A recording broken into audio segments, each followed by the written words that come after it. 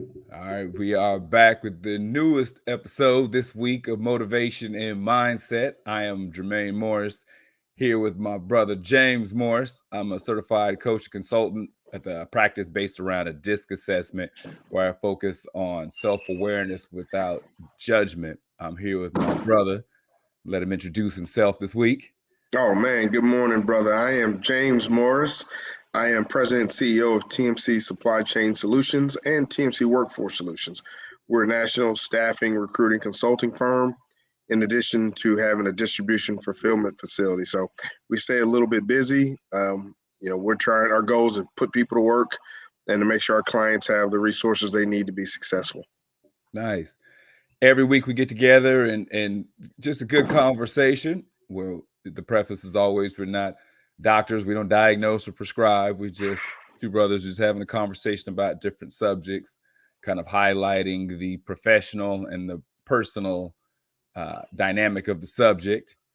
And this week, talking a little bit about accountability. Yeah, I love it. I love it. That is, I was actually looking for the link. It's so critical, right? When you start talking about accountability, there's so many different ways to go in it. I know in our business, accountability is everything, right? I'm accountable to my customers.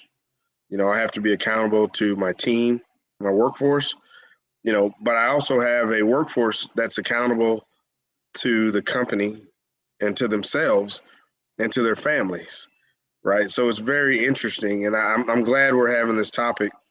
So often I hear about, young people that make dumb decisions. Oh, well, I was young and I did some things. Well, that's understandable, but you still have to be held accountable for the decisions, right? And accountability is not always a bad thing. A lot of times accountability is a good thing, right? I'm being, you know, compensated for the good things that I'm doing, for the positivity, right? Accountability is not all about I screwed up, now you have to be punished, right? Yeah. Accountability is so often about whatever you do, right? I think they say for every action there's an equal and opposite reaction. So you get in it, what you get out of it, what you put into it, right? So that could be, how come I'm not getting promoted?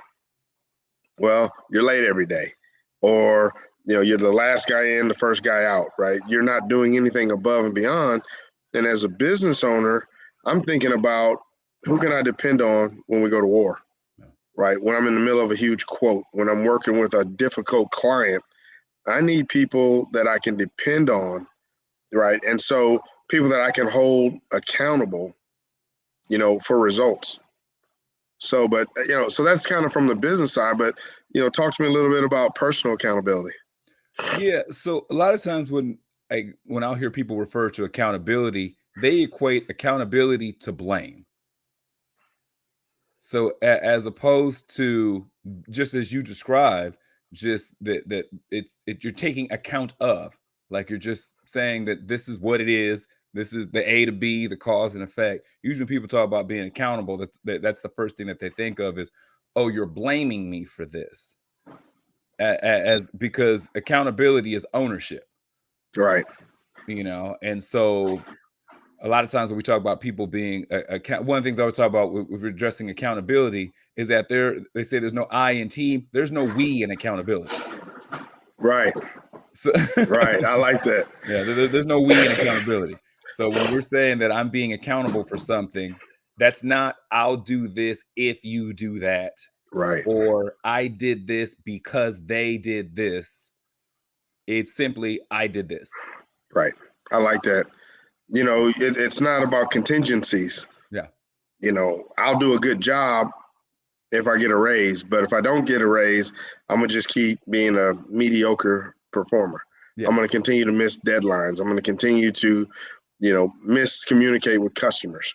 Yeah. But if you give me a raise, Yeah. well, that's not accountability, right? Those are contingencies, right? That's them negotiating, which that doesn't work for me. No, and it doesn't personally. That's if okay, I know I said my job will be I'll take out the trash if my responsibility is taking out the trash, your responsibility are doing the dishes. Right. I've agreed to take out the trash. I didn't agree to take out the trash if you take out the dishes. Correct. So if I come in and the dishes aren't done, that doesn't mean that then I no longer need to take out the trash. Yeah. You You, know, you know what's so interesting is you talk about accountability, and I think about growing up, you know, with my stepfather who had a huge part in raising me. You know, he looked at accountability slightly different. okay. You know, there were things that he held me accountable for that I knew, but there were things that he held me accountable for that he didn't specifically give me an instruction.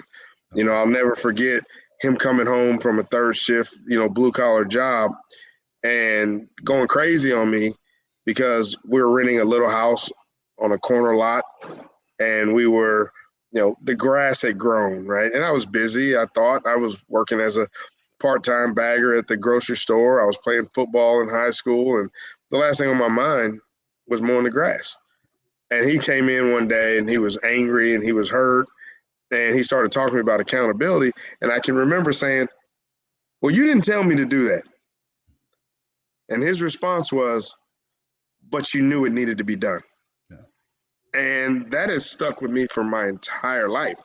So I hold myself accountable for the spoken and the unspoken. Nice. You know, I'm on site with a client right now, and Tuesday we got caught up in a kind of a cleanup type initiative. Well, why are you doing that? Well, that's out of scope. Well, it may be out of scope, but it needs to be done. Yeah. Right? It needs to be done. And if we don't do it, you know, there's even accountability in that. Why didn't you do it? Did you not realize how it would enhance the scope of the project that you're doing? It's going to open up doors for other things. Yeah. So, you know, I think there's a lot of, I love when you said, you know, people associated with blame. Yeah. It's not blame. It's just do what you're supposed to do, right? It's doing what you're supposed to do. But I'm rambling a little bit. But that's just those thoughts came to mind was just the spoken and the unspoken. Yeah, so I think so when that kind of shows up, so highlighting the unspoken, like I think when we deal like in relationships. So a lot of us, you can find ourselves in trouble when you start talking about accountability is that there may be an area we never discussed, but we know what we should or shouldn't do. Yeah. You never said you didn't want me to be here, but I know you don't want me to be here. You know, and so by just Yeah. not doing these things, because I know, like I know, and so sometimes when we get, you know, back against the wall, we start trying to play lawyer. Right. Exactly. You know, we start trying to. You didn't technically say. Yeah. You know, Why we didn't didn't. you tell me? Well, because you didn't ask. Yeah. I answered the question you asked me. Now I knew where you were trying to get to, Right. but because you didn't phrase the question the right way, Right. I didn't, you know, offer up any extra information. And I think that when we start looking at things of being accountable, so first of all, I like to separate the differences between being responsible versus being accountable Okay. because they're not the same. Okay. So being responsible can be shared. So if the four of us are in the car and something happens, you can start saying who took the lion's share of a situation. Like, well, because I was the driver, I'm going to say that I was more responsible than the person in the back seat. But the person in the back seat, but we all did this together. Right. You know, the four of us went out, did something, and the window got broke. We were all playing baseball, and the ball went through somebody's window. So that's responsibility. That's being responsible. That's saying I had a part in this, and I'm even willing to take the lion's share, but it's still shared for the situation that happened. We were late. Right. Because the meeting went long, Johnson kept talking, such and such, whatever. This is the whole scenario. This is us. This is we. We're being responsible. Accountable starts. It's me. I don't care if there's 20 of us in the car. The only name you're going to hear is mine. Right. Right. And when it comes to restitution, when it comes to solving this, it's not the 20 of us. I'm not having a conversation about the 20 of us fixing this situation. I'm having a conversation about what I did what I'm taking accountability for, and what I'm doing to fix the situation. Yeah. Regardless of what happens on the other side of the table, regardless of whoever else was in the car. Yeah. You know, I find that, you know, I was going to say with young people, but it's really not with young people. You know, there's really a mindset out there where I find in business just a lack of accountability. Yeah. You know, I find that, you know, working with people that can give you every reason why we missed our goal, right? And they're finger pointing to try to add responsible parties, but just that lack of accountability. You know, I may have mentioned it to you. We recently lost a customer, which as a CEO, that's devastating. It's almost like losing a child, right? So you start to question everything. Why did I lose a customer? Am I not good enough? Did we not perform to the service level agreements that we had in place? Are we not fulfilling our contracts? So when I went back to the people working on the project and I started asking, like, what the heck happened? And I've got a report from the client saying, here's why we're not going to do a renewal. And again, that's a devastating thing for a business owner because I'm responsible for 500 employees. So when someone doesn't want to renew, when someone doesn't want to add, it's very difficult. So you start to ask yourself, like, what could I have done wrong? So I was taking responsibility as a business owner, but I had employees, account managers that did not take any accountability. Right. And so then you started talking about restitution. Now it forces us into a situation where now we have to do something about it. Because can we risk it happen again? Can we allow this person to continue to be in a customer-facing position? How do we maintain profitability and cost if we've lost a customer, but we're keeping the support staff that we pay to support that customer? You know, what they don't realize when they're being slick, that this customer that you're being flip at the lip with, they're indirectly paying your salary. So there's a level of accountability that you want to take. And again, it's not necessarily blame, but let's do good things so that the account is positive, right? So that the accountability leads to pay increases, promotions, title changes, bigger desk, whatever, right? So, you know, but I find that there's just a really, you know, a lot of hesitation for people out there on the accountability side. I just don't see that a lot. Yeah. As a business owner, right? Everybody always kind of says it starts and stops with the owner. Well, and I don't think it's just business alone, but a phrase that I usually use, which I kind of equate to accountability, is control what you can control. Right. And so that is you. So when you're talking about being accountable, okay, if I can do A, B, and C, and then get these, you know, D, E, F results, that's what I can control. That's what I can put both my hands on. That's behavior I have no control over if they become nicer. Me being nice is about me being nice. That's not about me being nice if they're nice to me. Right. You know, me doing these things, I can control me, how I respond to things, how I react, how I communicate. That's me. And whatever comes from the way that I react, how I talk, that's also me. So I can just be accountable for what I do, how I operate, how I move. Yeah.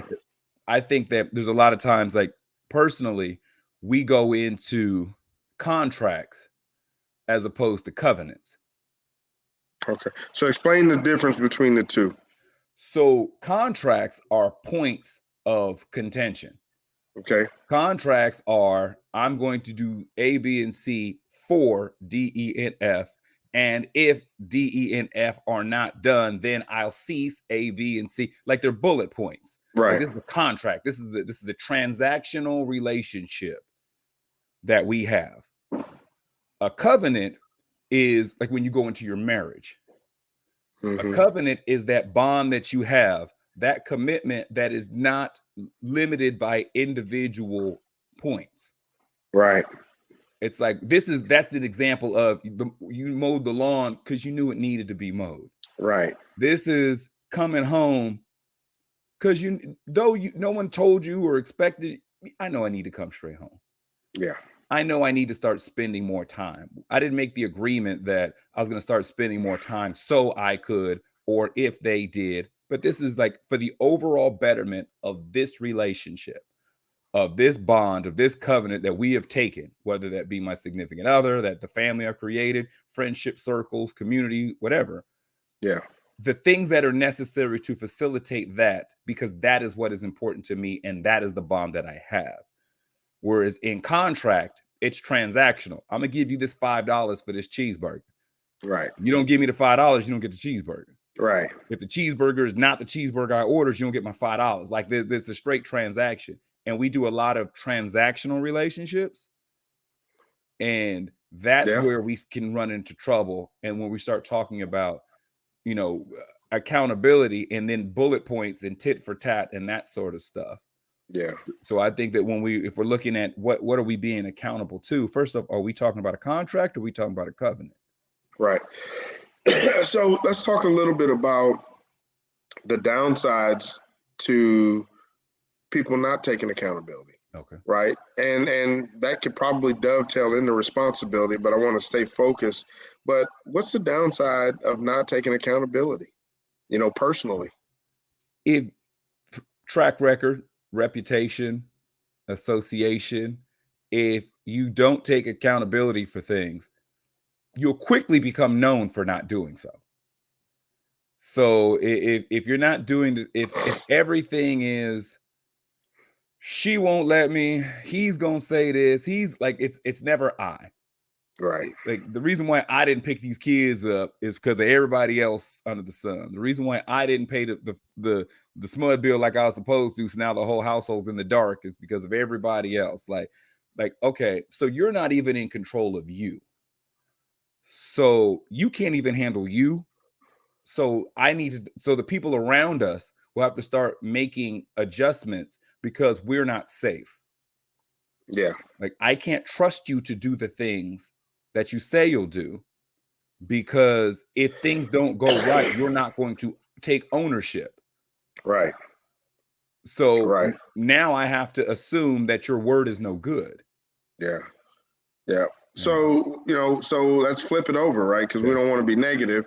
Yeah. What are the upsides of taking accountability? So this control. So for the same side, for when you're saying I'm in the driver's seat, I'm taking control of my life. I'm saying that if there's gonna, I'm not waiting for somebody to save me.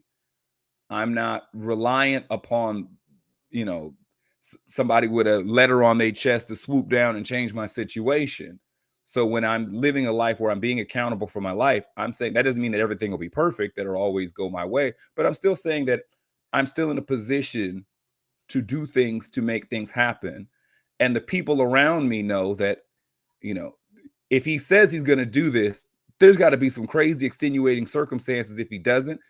And because he's accountable, he's going to make moves to offset that thing that if it didn't happen. Right. Right. I like that. I like that.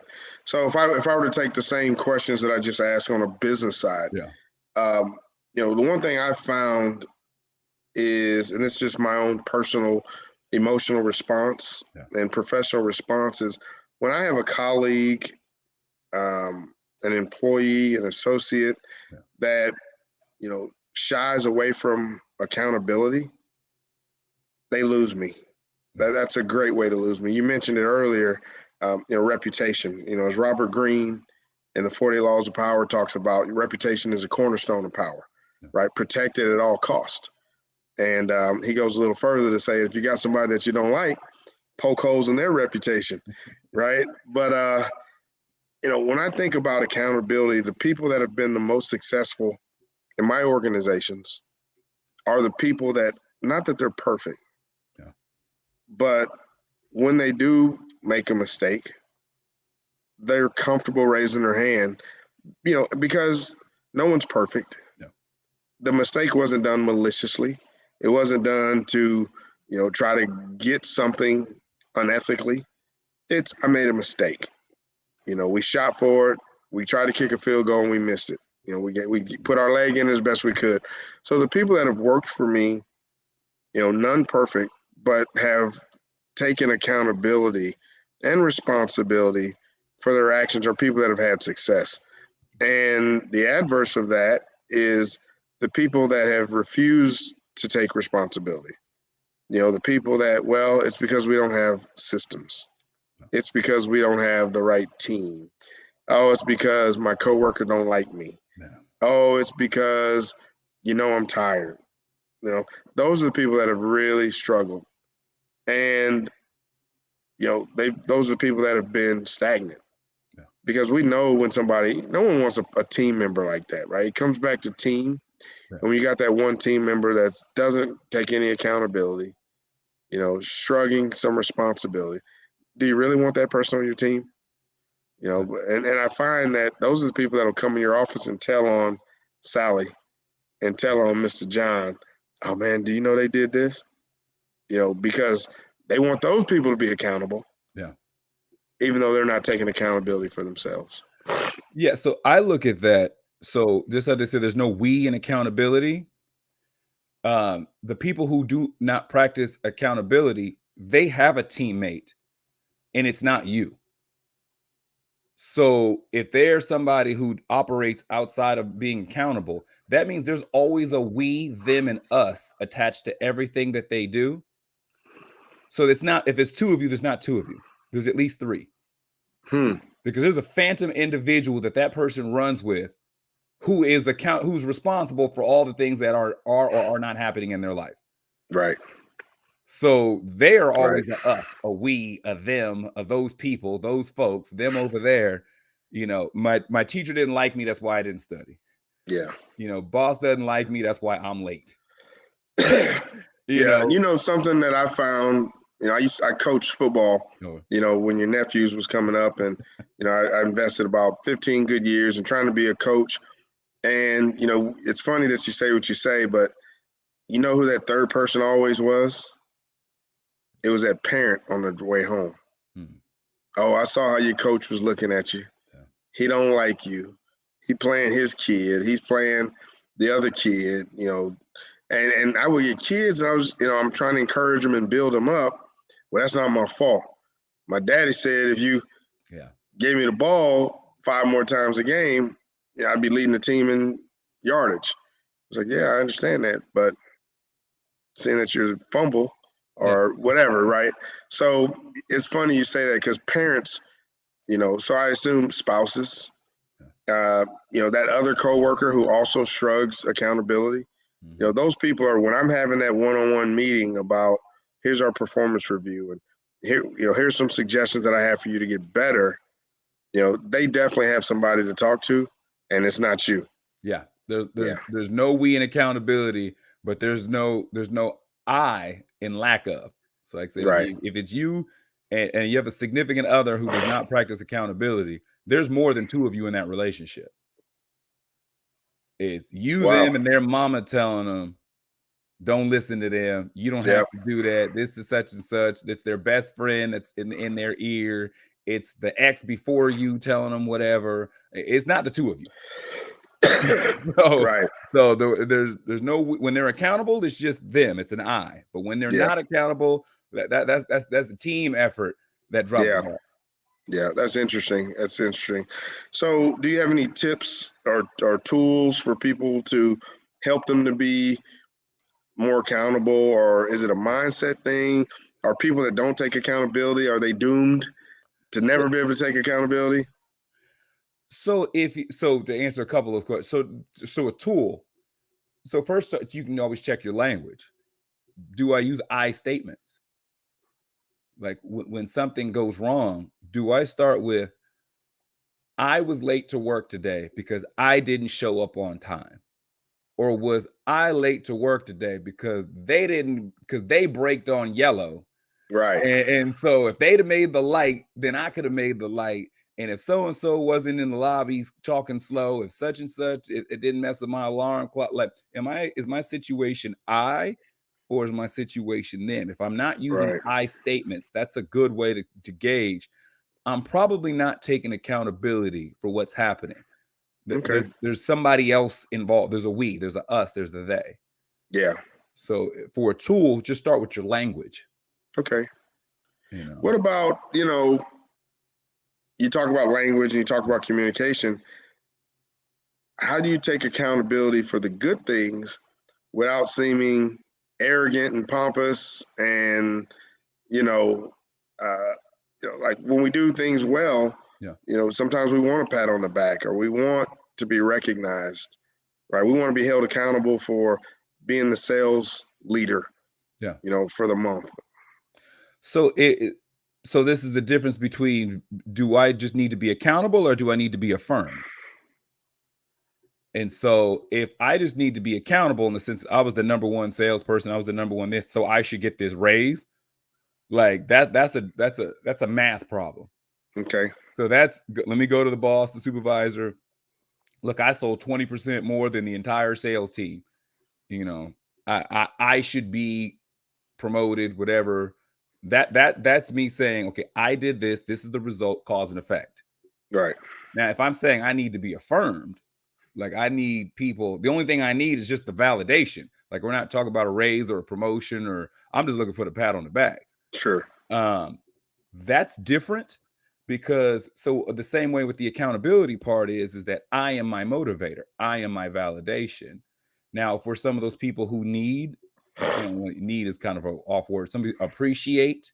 Yeah. External gratification. Yeah. Words of affirmation, that acknowledgement, that we're some of those people that appreciate that. Yeah.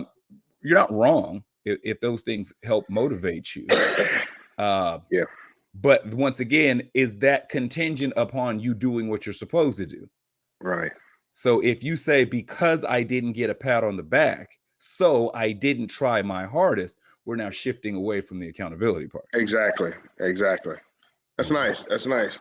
Well, man, I think that's good stuff, right? I think that, as I like to say every week when we talk, these are things that not only am I enjoying us dialoguing back and forth, but things I'm trying to implement into my own life, right? So, how can I hold myself more accountable for my actions, as a president and CEO, personally as a parent, as somebody that's, building relationships, right? How do I make sure that I'm holding myself accountable, recognizing when I've fallen short, but even more importantly, I don't necessarily need the external gratification. It is nice to have, but also knowing that, hey man, I did what I was supposed to do.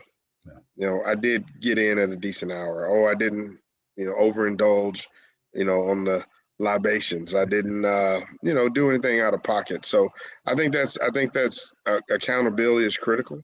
Yeah. I think we can have a whole another week, another discussion where we add the responsibility aspect to it, where we start talking about, because there is a difference between accountability and responsibility. And it'd be nice to kind of tie those together. Yeah. So those are some things that I'll think about this week. What are you thinking? So I would say if somebody's out there and you're in life and you're kind of looking at it, I kind of look at this as like stepping stones. So there's blame, there's blame, fault, responsibility, accountability. Okay. So you can get blamed for anything. Right. True or false? Yeah, you true or false. You can get blamed. Like somebody can put, blame you for why it's raining outside. Then there's fault. There's actually there's some truth to this. There's some validity into whatever this situation is. Responsibility is the share of the fault that you share. The accountability is sole ownership of whatever the situation is. Okay. So looking at, sometimes it's what are we talking about? Is this just blame, something that's unsubstantiated, that's really got nothing to do with me? You're just not trying to take accountability for what's going on? Is this fault? Is there a piece of this responsible? How much of this? And accountability, taking sole ownership of it. Yeah, I like it. And so for some of us, I know we're looking to close out. We'll look at our behavior in a relationship, and we'll say, because I didn't have my parents weren't married, so how am I supposed to be a good husband? I wasn't raised by my father, so how am I supposed to be a good dad? Right. So we'll say, okay, well, I'm getting blamed for being a bad parent. Okay. What am I being blamed for? Not spending time with the kid. Okay, well, how much of that is my fault? Okay, well, I have access to the child. I have time to do so. So that fault is valid. Right. Responsible. Is it just me, or are they making this difficult? Are there actual some extenuating circumstances which are actually limiting my ability to be there for the Right. kid? Okay, I can acknowledge that there could be some shared fault, but I'm now going to be accountable to changing this situation. I'm Right. now going to take ownership of, I don't care what else is going on. I'm going to clear out this time and take whatever steps are necessary to be more present for my child. Yeah. So No, that's taking it good stuff. from blame, fault, responsibility, accountability. Yeah. So it sounds like there's a strong aspect that of responsibility and accountability again. Yeah. Right. And fault. Yeah. And blame, I guess. So Yeah. I see how it all ties together. So that's good stuff. Well, man, I know as we wrap up, you're doing some really good work out there. You're on a couple of different platforms. You've got your own business. So tell everybody where they can find you. Yeah, thank you. So for the coaching consulting, the stuff I do is based around a DISC assessment, which is basically a test that shows how we interface with the world, how we deal with problem solving, communication, potential blind spots in our behavior. Something that it specifically does, it highlights who we are when everything's okay, like how we just naturally operate in the world, but also highlights how we are when things are not okay, when we get under stress or under pressure. So if you'd like more information on that stuff, the test itself or coaching, you can go to mykeystome.com, MYKEYSTOME, mykeystome.com. And all social media platforms are at JMorrisCEO. And Awesome. Where can folks find you? Well, man, right now, physically, I never know where I'm going to be at from week to week. But, if you're somebody looking for a job, or if you're a company looking for staff, I encourage people to go to www.tmcworkforce.com. We're a national staffing recruiting consulting firm. If you're somebody looking for distribution fulfillment services, I encourage you to go to www.tmcsupplychainsolutions.com. I also do some coaching, mentoring. I'm working with some really cool clients on some really cool projects right now. And so if you're looking for business coaching, business consulting, I invite everybody to go to the morrismotivation.com website. And we're connecting with just great clients. And now I'm going through something where I'm actually able to connect a client with a client. Nice. And they're getting together doing work, and I'm helping them out. So it's just a good time. So that's the best place to find me. Loving the fact that we're doing this get together every week. And as my brother talked about the DISC assessment, I always say it. I'm not just a believer, but I'm a customer. He does all the DISC assessments for the salaried employees for TMC, and so that's a practice that we will continue. Our turnover has dropped significantly because as we begin to understand these assessments, we're able to match managers and employees and managers and supervisors that can work better together. So we've had great success. So, hey, man, another good show. I love getting on with you. You have such great insight, and I just love being able to participate in the dialogue. Oh, man, always a pleasure. And so for everybody else, we get together every week. If you want to catch up on old shows, they're posted up you can go at JMorrisCEO on YouTube and catch previous episodes we have, or the Morris Motivation page on Facebook, and you can get caught up on previous episodes. And then to everybody else, we'll thank you for listening. We'll catch you next week. Hey, thank you, everybody. We'll see you next week. Thanks. All right, brother. We'll see you.